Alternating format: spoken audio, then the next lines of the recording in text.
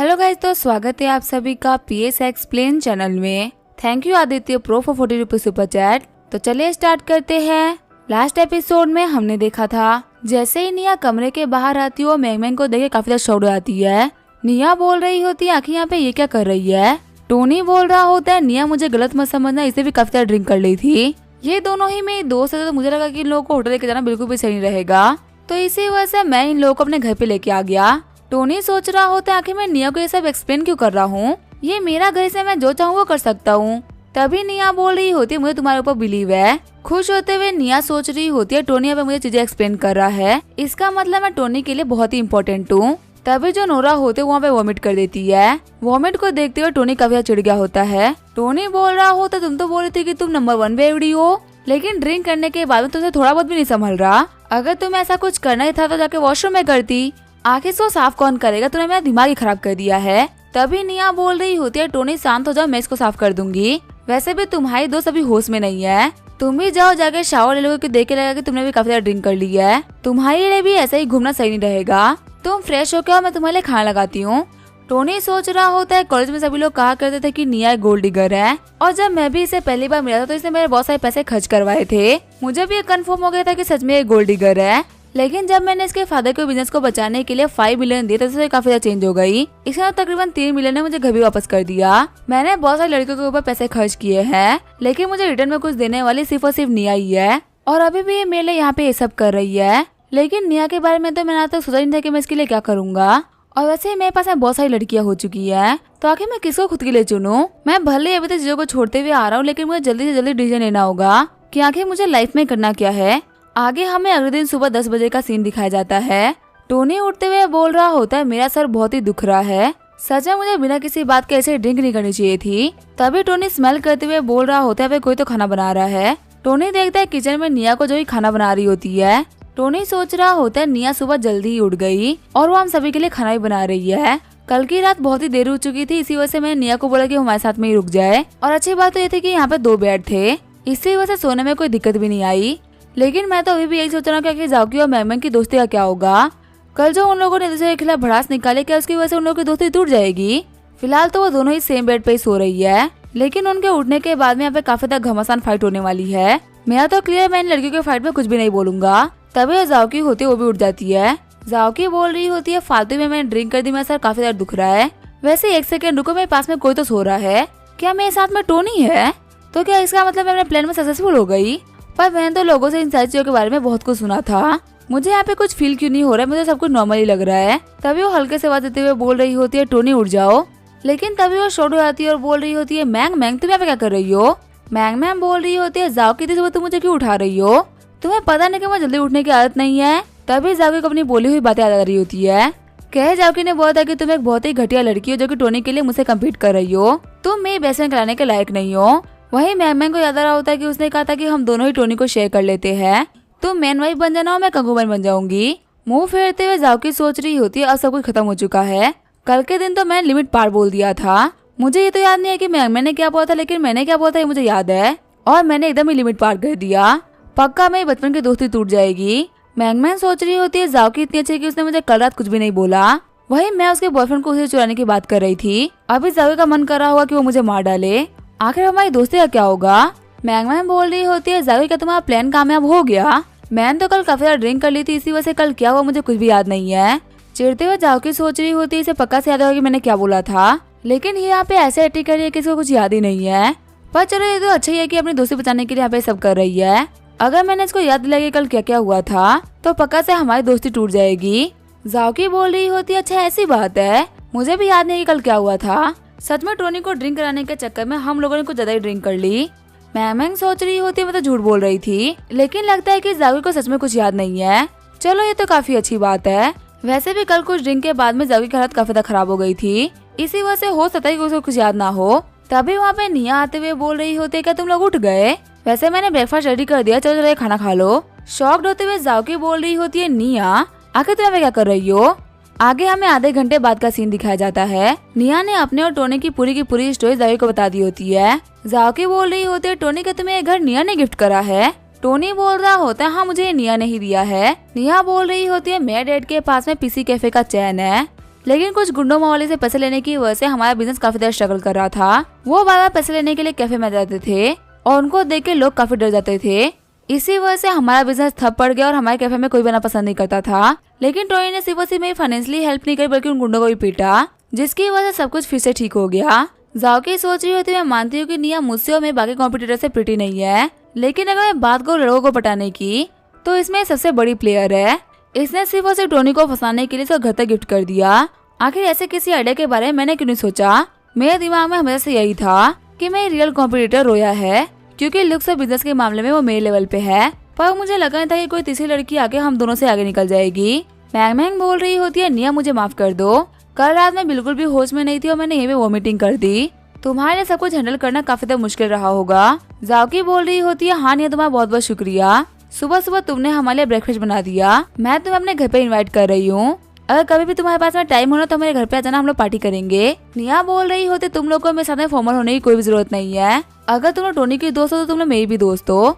मैं तुम लोग की इतनी हद तो कर ही सकती हूँ, ये मेरी भी जिम्मेदारी बनती है। जाओकी सोच रही होती है अपने वर्ड्स को कितने तरीके से रिप्रेजेंट कर रही है ना। यहाँ पे लग रहा है कि मैं और मैगमैन सिर्फ टोनी की दोस्त है, वही ये टोनी के लिए काफी ज्यादा स्पेशल इंसान है जो कि टोनी की काफी ज्यादा केयर करती है। तभी जाओकी के फोन पे मैगमैन का मैसेज आता है। मैगमैन ने लिखा होता है, जाओकी केयरफुल रहना, क्योंकि जो निया है ना ये हमारे पूरे के पूरे कॉलेज में सबसे ज्यादा फेमस लड़की है। कहा था कि कोई भी लड़की कितनी ब्यूटीफुल क्यों ना हो, लेकिन लड़के पटाने में निया से बेटर कोई भी नहीं है और ये मैनिपुलेशन में बिल्कुल एक मास्टर है, तो ये तुम्हारे ऊपर काफी ज्यादा भारी पड़ सकती है। जाओकी सोच रही होती है मैगमैन खुद बातें करने में काफी ज्यादा एक्सपर्ट है और वो खुद लोगों को काफी तरीके से मैनिपुलेट कर लेती है, पर अगर वो मुझे निया से केयरफुल रहने के लिए वार्न कर रही है, इसका मतलब निया सच में काफी ज्यादा ट्रिकी इंसान है और मुझे केयरफुल होने की जरूरत है। टोनी सोच रहा होता है पर सारी की सारी लड़कियां काफी तरीके से घुल मिल गई है। मुझे लगा नहीं था कि कल रात के बाद में जाओकी और मैगमैन की आपस में बनेगी, पर मैं तो फालतू ही टेंशन ले रहा था। ये तो बिल्कुल ही वैसे बिहेव कर रही जैसे कि पहले किया करती थी। लड़कियां सच में बहुत ही अजीब होती है। कल ये लोग ऐसे फाइट करी थी कि एक दूसरे को मार ही देंगी, पर आज ये लोग ऐसे बात करे कि ये लोग एक दूसरे के लिए कुछ भी कर सकते हैं। भले ही आप कितने ही स्मार्ट इंसान क्यों ना हो, एक लड़की का दिमाग पढ़ना काफी ज्यादा मुश्किल है। जाओकी बोल रही होती है, टोनी मुझे मैनेजर शन का कॉल आ रहा है, इसी वजह से मुझे अभी कभी कंपनी के लिए निकलना होगा। ठीक है फिर मैं आज चल रही हूँ, अपना ख्याल रखना। टोनी बोल रहा होता है, कोई भी दिक्कत नहीं, तुम जाओ जाके अपना काम संभालो। अगर तुम्हें बिजनेस में कोई भी दिक्कत है फिर इन्वेस्टमेंट की जरूरत पड़े तो मुझे कांटेक्ट जरूर करना, क्योंकि हम लोग को asleeltv.com को इस कंट्री का नंबर 1 ऑनलाइन प्लेटफॉर्म बनाना है। जाओकी गेट बंद करते हुए बोल रही होती है, ठीक है मैं समझ गई। तभी मैम बोल रही होती है, टोनी वैसे मुझे तुमसे कुछ कहना था। टोनी सोच रहा होता है, क्या जाओकी के जाने के बाद ही मुझसे बोल रही है कि उसे मुझे कुछ कहना था? क्या है मुझसे अपने लव के बारे में कन्फेस करने वाली है? सच में ये लड़की तो बहुत ही खतरनाक है। इसके बेस्ट फ्रेंड को गए हुए 1 सेकंड भी नहीं हुआ और इसे अपनी चाल भी चल दी। शर्माते हुए टोनी बोल रहा होता है, मैंग आखिर तुम्हें मुझसे क्या कहना है? टोनी शर्माते हुए सोच रहा होता है, मुझे काफी अच्छा फील हो रहा है कि मेरी वजह से 2 लड़की आपस में फाइट कर रही है, यहाँ तक कि उन्हें बचपन की दोस्ती तक को तोड़ने के लिए तैयार है। मैम बोल रही होती है, टोनी asleeltv.com के अंडर में हम लोगों ने एक ऐप को डेवलप करा है और लॉन्च करने से पहले हमें उसके लिए काफी ज्यादा कमाल का नाम चाहिए। जैसा कि तुम नाम लिखने में काफी अच्छे हो तो तुम हमें एक नाम सजेस्ट कर दो ना। टोनी बोल रहा होता है, क्या बस इतनी सी ही बात थी? क्या तुम्हें कुछ और नहीं कहना? मैम बोल रही होती है, हाँ मुझे इतना ही कहना था। तुम्हें क्या लग रहा था मैं क्या कहने वाली थी? टोनी बोल रहा होता है, छोड़ वो इम्पोर्टेंट नहीं है। हालांकि जो तुम ऐप खोल रही हो वो asleeltv.com के अंडर में रहेगा। हम ऐसा भी कह सकते हैं कि वो एक सब्सिडरी ऐप होगा, जैसे कि फेसबुक और इंस्टाग्राम है, एक ही होने की 2 अलग कंपनीज। तो एक काम करो, इसका नाम रख दो starktv.com। मैगमैन सोच रही होते है, टोनी ने तो सोचने में टाइम क्यों लगाया? इसने तो कैजुअली अपने सरनेम के ऊपर नाम रख दिया है। लेकिन 1 सेकेंड रुको, टोनी जो भी काम दिखाता है कि वो कैजुअली कर रहा है वो कैजुअली होता नहीं है, उसका एक बहुत ही बड़ा मीन होता है। और वैसे भी टोनी इन सारी चीजों के लिए बहुत ही लंबे टाइम से प्लान कर रहा था, तो वो पक्का से ऐसे ही कुछ तो बोलेगा नहीं। वैसे मुझे याद है टोनी का एक बिलियनर दोस्त है जिसका नाम है छिलोन टस्क, जिसने की ऐप खरीदा और वो अपने ही ऐप के ऊपर लोगों से कॉन्टेक्ट बनाए रखता है। उसके सिर्फ और सिर्फ एक बार कहने की वजह से करेंसी से लेकर शेयर तक सबके भाव बढ़ जाते हैं, यहाँ तक कि वो बाकी अमीर लोगों से ही पंगे लेते रहता है। अगर देखा तो यही सेम काम टोनी भी कर रहा है ना। टोनी ने सबसे पहले स्ट्रीमर्स के ऊपर पैसा खर्च कर खुद को बहुत ही पॉपुलर पर्सनालिटी बना दी, फिर उसने इचिरो को हरा के खुद की काफी ज्यादा प्रेस्टिजियस पर्सनालिटी बना ली, जिसकी वजह से कंट्री में सभी लोग उसे आइडल मानने लग गए। अब हर दूसरे दिन टोनी के बारे में न्यूज आती ही रहती है। जिस जमाने में कोई क्रूज शिप खरीद तक नहीं रहा, उस जमाने में टोनी ने टाइटैनिक 2.0 खरीद के सभी लोग को शॉक कर दिया और वहाँ पे गेस्ट के तौर पे आए हुए ली जियामी को सभी के सामने थप्पड़ ही मारा। ये बिल्कुल अपने 2 छिलोन टस्क की तरह ही काम कर रहे हैं। अब मुझे समझ में आया कि जो बिलियनर्स होते हैं हमसे काफी अलग सोचते हैं। टोनी का प्लान बहुत ही कमाल का है। टोनी बोल रहा होता है, नाम मैटर नहीं करता बल्कि ब्रांड मैटर करता है। अगर किसी भी चीज के पीछे टोनी स्टार्क का नाम है तो अपने आप में एक बहुत ही बड़ा ब्रांड है और रही बात ऐप का अच्छा होने की, तो उसके लिए जितने भी पैसे चाहिए होंगे मैं दे दूंगा। एक काम को इनिशियल इन्वेस्टमेंट के तौर पे मैं तुम्हें $10 बिलियन दे रहा हूँ, क्योंकि इस कंपनी के साथ मेरा सरनेम जुड़ा हुआ है, इसी वजह से इसके अंदर कोई भी कमी नहीं होनी चाहिए। और अगर पैसे की कमी पड़े ना तो बता देना। 10 बिलियन सुन के मैंग और निया एकदम ही शॉक्ड हो गए होते हैं। मैंग बोल रही होती है, टोनी तुम मुझे बहुत सारे पैसे दे रहे हो, आज तक मैंने कभी भी कोई भी कंपनी हैंडल नहीं करी है, मुझे बिलीव नहीं है कि मैं 10 बिलियन की इन्वेस्टमेंट को सक्सेसफुल हासिल कर पाऊंगी। क्या हो अगर मेरी कंपनी फेल हो जाए तो? टोनी बोल रहा होता है, तुम्हें यहाँ पे ज्यादा सोचने की जरूरत नहीं है, खुद के ऊपर भरोसा रखो, तुम पक्का से कर लोगी। तुम्हें यहाँ पे StarkTV.com को बहुत ही कम टाइम के अंदर बहुत ही फेमस करना है। इंडस्ट्री के जितने भी टॉप क्वालिटी के एप्स है ना, उसकी बराबरी पे 6 महीने के अंदर ही आना चाहिए। और अगर इसके लिए मुझे भी तुम्हारी हेल्प करनी पड़े तो भी मैं करूंगा। हालांकि मुझे भरोसा है कि मुझे ये काम करना नहीं पड़ेगा, तुम खुद ये काम कर लोगी। मैं सोच रही होती है, टोनी को मेरे ऊपर कितना भरोसा है ना। पहली बार में टोनी ने जागी को भी सिर्फ 5 बिलियन की इन्वेस्टमेंट दी थी। क्या ये शो करते हैं कि टोनी मुझे जागी ज्यादा पसंद करता है? अगर ऐसी बात है तो मुझे अपना बेस्ट करना होगा। मैम बोल रही होती है, बॉस समझ गई, मैं आपको प्रॉमिस करती हूँ कि आपको सबसे दिला के रहूंगी। मैम सोच रही होती है, टोनी जितना तुमने भरोसा मेरे ऊपर किया है ना, उतना भरोसा मेरे ऊपर आज तक किसी ने नहीं करा। मैं तुम्हारी पहचान को छिलोन टच करके ज्यादा बड़ा बनाऊंगी। आगे हम देते 11 बज गए होते हैं। निया सोच रही होती है, आखिर टोनी के पास में कितना पैसा है। 1 साल पहले यही टोनी था जो कि सभी के सामने गरीब बना फिरता था और उस लड़की नोरा के खर्चे उठाने के लिए 3 पार्ट टाइम जॉब किया करता था। लेकिन सिर्फ और सिर्फ एक सिंगल कॉल के ऊपर इसने मुझे $1 मिलियन दे दिए थे और इसने भी मेरे सामने एक लड़की को $बिलियन की इन्वेस्टमेंट दे दी। मुझे समझ में नहीं आ रहा कि मैं टोनी को हासिल कर भी पाऊंगी कि नहीं कर पाऊंगी, क्योंकि मुझे लगा कि हमारे लेवल से काफी ज्यादा पार की चीज है। तभी वो देखते पे रिक्रूटमेंट फेयर का बोर्ड लगा होता है। निया सोच रही होती है, कंपनी आई हुई है हम लोग को रिक्रूट करने के लिए। वैसे अगर देखा है तो मैं जल्दी ही ग्रेजुएट हो जाऊंगी और ग्रेजुएट होने के बाद मुझे क्या करना चाहिए? क्या मैं किसी कंपनी में जाकर जॉब करूं या फिर मैं अपने फादर के पीसी कैफे को टेक ओवर कर लूं? वह चलो छोड़े हुए मैं जाकर अंदर देखती तो हूँ कि आखिर हम लोगों को कौन कौन सी कंपनी रिक्रूट करने के लिए आई है। क्या पता कोई अच्छी अपॉर्चुनिटी मिल जाए। जब निया अंदर घूम रही होती तभी वो देखती है हार्वर्ड स्टार्क फाउंडेशन के बोर्ड को। आसपास ही कंपनी के पास में बहुत सारे लोग खड़े होते हैं, लेकिन हार्वर्ड स्टार्क फाउंडेशन के पास में कोई भी खड़ा नहीं होता। निया सोच रही होती है, क्या हार्वर्ड स्टार्क फाउंडेशन, वैसे इनके पास कोई भी खड़ा नहीं है। और ये जो बंदा पे बैठा है इसको देख के ऐसा क्यों लग रहा है जैसे कि मैंने इसको यूनिवर्सिटी में कहीं तो देखा है। वहीं पे खड़ी एक लड़की बोल रही होती है, तो लिटरेचर डिपार्टमेंट के टीचर है ना। आगे टीचर बहन किसी भी कंपनी के लोगों को रिक्रूट क्यों कर रहे हैं? दूसरी लड़की बोल रही होती है, हम लोग कैसे निकल जाना चाहिए, क्योंकि इस कंपनी के लास्ट में फाउंडेशन लिखा हुआ है। इसका मतलब पक्का से लोग चैरिटेबल काम करेंगे और चैरिटी कंपनी बिल्कुल भी सैलरी नहीं देती। टीचर बहन सोच रहे होते मेरे पास में तो कोई आ ही नहीं रहा है। निया सोच रही होती है, हाँ ये लोग बिल्कुल सही बोल रहे हैं, ये तो टीचर बहन है। यहाँ पे हार्वर्ड स्टार्क फाउंडेशन का नाम क्लियरली लिखा हुआ, यहाँ पे एचएस फाउंडेशन करके लिखा हुआ है। इसी वजह से किसी को पता नहीं चला कि ये टोनी की कंपनी है। फिर निया टीचर बहन के पास में आते हुए बोल रही होती है, हेलो टीचर बहन, आप कैसे हैं? मैं निया हूँ, आर्ट डिपार्टमेंट की सीनियर स्टूडेंट। बहन पाकर बोल रहे होते, निया तुम कैसी हो? तुम्हें देखे हुए काफी लंबा टाइम हो गया। वैसे क्या तुम हमें एचएस फाउंडेशन के अंदर जॉब इंटरव्यू देने के लिए आई हो? निया बोल रही होती है, टीचर के जो एचएस फाउंडेशन है वही फाउंडेशन है जिसके अंदर टोनी स्टार्क ने सियोल के हॉस्पिटल को देने के लिए $10 बिलियन डोनेट किया है। बहन पाकर बोल रहे होते, हाँ तुमने बिल्कुल सही गैस किया है, सच में निया तुम काफी ज्यादा शार्प हो। निया बोल रही होती है, अगर मुझे हार्वर्ड स्टार्क फाउंडेशन को ज्वाइन करना है तो इसके लिए मेरे पास क्या क्या रिक्वायरमेंट चाहिए होगी, क्योंकि ये टोनी स्टार्क की फाउंडेशन है, तो पता नहीं मैं इसके लिए क्वालिफाई कर भी पाऊंगी कि नहीं कर पाऊंगी। बहन पाकर बोल रहे होते, निया तुम मुझे याद हो, लास्ट ईयर जो आर्ट कंपटीशन हुआ था उसके अंदर तुम जीती थी ना। वो कंपटीशन एक काफी ज्यादा हार्ड कंपटीशन था, इसी वजह से मैं बोल सकता कि तुम हमारी कंपनी को ज्वाइन करने के लिए क्वालिफाइड हो। बहन पाकर सोच रहे होते, मैं सुबह से बैठा हुआ हूँ और इतनी देर तक वेट करने के बाद मेरे पास में पहली बार कोई बच्चा आया है, मुझे कैसे भी करके इसको रिक्रूट करना ही पड़ेगा। निया हर एक काम में काफी अच्छी है, मुझे पूरा भरोसा है कि अगर ये जाएगी तो यहाँ पे बहुत सारे ऐसे बच्चे होंगे जो कि हम लोग को ज्वाइन करना चाहेंगे। बहन पाकर बोल रहे होते, हालांकि हम लोग अभी अपने अर्ली स्टेज पे है और जो चीजें वो सही तरीके से अरेंज नहीं है, लेकिन ऐसा नहीं कि हम लोग इसको अरेंज कर नहीं पाएंगे। मैंने स्कूल अथॉरिटी वालों से बात कर ली थी, वो हम लोग को प्रॉपर स्पेस देंगे फाउंडेशन को ओपन करने के लिए, और अगर तुम हमको अभी ज्वाइन करती हो तो तुम हमारे फाउंडिंग मेंबर में से नंबर 1 पे होगी। निया बोल रही होती है, हाँ मुझे ज्वाइन तो करना है, लेकिन मैं तो एक आर्ट की स्टूडेंट हूँ, इसी वजह से क्या मैं फाउंडेशन के काम भी आ पाऊंगी? बहन पाकर बोल रहे होते, एक काम करो, मैं तुम्हें तुम्हारी जॉब का पहला टास्क दे रहा हूँ, तुम आर्ट्स की स्टूडेंट हो ना, तो फिलहाल तुम्हारे लिए कोई भी काम नहीं है। एक काम करो, तुम्हें बैठ के लोगों को रिक्रूट करने का ट्राई करो, जैसा कि अभी मैं कर रहा था। काम को स्टार्ट करने से पहले हमें कुछ टैलेंटेड लोग चाहिए होंगे, तभी हम लोग अच्छी कंपनी बना पाएंगे। निया बोल रही होती है, ठीक है टीचर मैं समझ गई। निया सोच रही होती है, काफी जल्दी हो रहा है, लेकिन मैं टोनी स्टार्क के फाउंडेशन को ज्वाइन कर रही हूँ और ऊपर से मैं उसके फाउंडिंग मेंबर में से सबसे पहली हूँ। अगर मैं टोनी स्टार्क के फाउंडेशन में काम करूंगी तो मैं टोनी से काफी ज्यादा क्लोज रह पाऊंगी, क्योंकि वैसे भी वो कॉलेज तो आता नहीं है और उससे मेरा कॉन्टेक्ट काफी देर तक टूट जाता है। वैसे भी उसके आसपास में काफी ज्यादा कमाल की लड़कियां हो गई है। कल तो वो मेरे घर पे लेके आया था, पता नहीं वजह से और कितनी हो गई होंगी, तो इसी वजह से मुझे एफर्ट तो डालने ही पड़ेंगे। बैन पाकर बोल रहे होते निया मुझे कुछ काम था तो मैं वो करके आता हूँ, तब तक तुम मेरे काम को हैंडल करो। निया बोल रही होती है लेकिन टीचर मेरी बात तो सुनिए। बैन पाकर बोल रहे होते ऐसा वैसा कुछ भी नहीं, आज तुम हमारी कंपनी के डायरेक्टर हो, मुझे तुम्हारे ऊपर पूरा भरोसा कि तुम ये काम कर लोगी। निया सोच रही होती है क्या मैं तो यहाँ पे लोगों को रिक्रूट करने के लिए बैठी थी ना, इन लोगों ने मुझे अच्छा डायरेक्टर बना दिया। वैसे टीचर बैन ने ये बोर्ड काफी ज्यादा घटिया बनाया है, इन्होंने एचएस फाउंडेशन नाम लिख दिया है। लोगों को नहीं पता कि टोनी के फादर का नाम हावर्ड स्टार्क है, और वैसे भी शॉर्ट फॉर्म में तो कोई गेस तक नहीं कर पाएगा कि ये कंपनी टोनी की कंपनी है। अगर मैं यहाँ पे ये लिख देती हूँ कि ये टोनी स्टार्क की कंपनी है तो डेफिनेटली मेरे पास में बहुत सारे लोग आएंगे। ये बोलते हुए Howard Stark foundation funded by Tony Stark foundation लिख देती है। वहाँ पे कुछ लड़कियाँ बोल रही होती है क्या टोनी स्टार्क की फाउंडेशन है, क्या ये वही टोनी स्टार्क के बारे में बात हो रही है जो कि अभी हमारे कॉलेज में लेक्चर देके गए थे।